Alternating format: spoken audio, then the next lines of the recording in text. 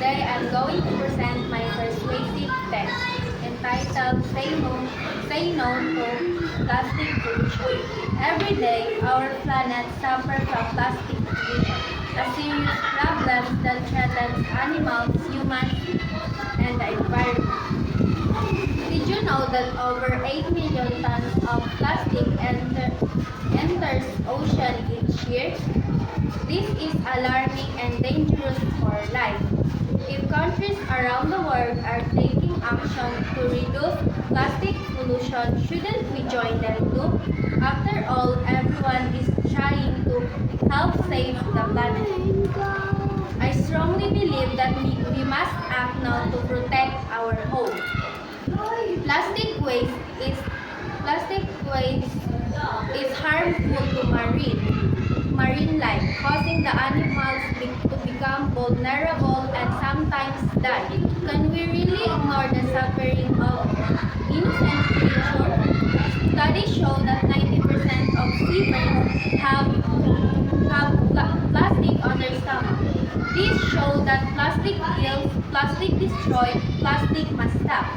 Using plastic irresponsibly makes humans careless and damage our environment.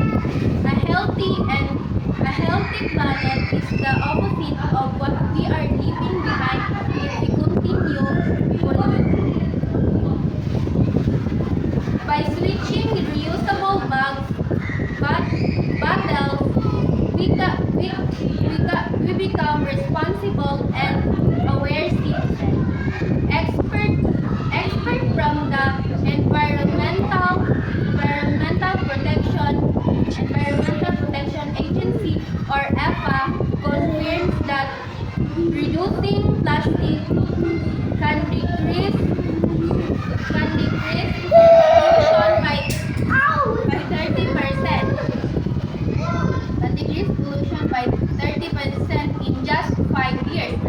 If communities are taking if communities everywhere are taking steps to protect the earth, why shouldn't we part of this global movement? In my opinion, plastic pollution is devastating and should be not ignored. Should be not be ignored. We must transform our habits. We must transform our habits. Prevent further waste and resolve to protect the nature. Together we can create